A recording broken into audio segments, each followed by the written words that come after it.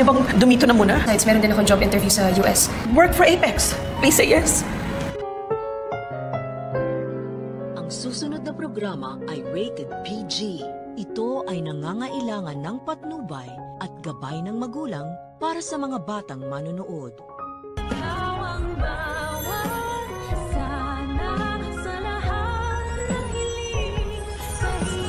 Kabanding po namin dun sa Apex dati. Gusto mo bang bumalik?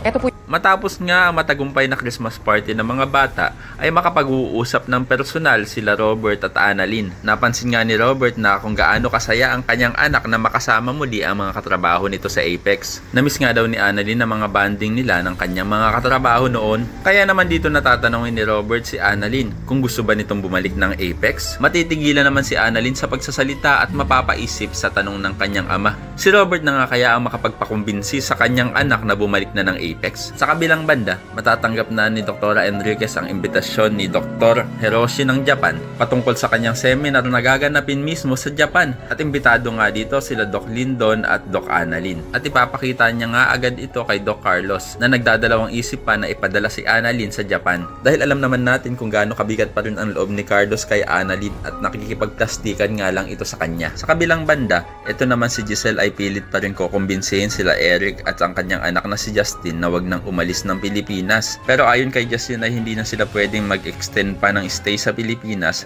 dahil nga may nag-aabang sa kanyang job interview sa States. At dito na nga aalokin ni Giselle ang kanyang anak ng trabaho sa Apex para hindi na nga ito umalis pa. At gagawin nga ni Giselle na co-owner ng Apex ang kanyang anak. Kaya naman ko isa ka rin sa mga sang-ayon na dapat na talagang lumipat ng Apex si Annalyn para makasama niya na din ang kanyang totoong pamilya. Ay pakilike ang video na ito and don't forget to subscribe. Thanks for watching and see you on our next episodes. Bye-bye!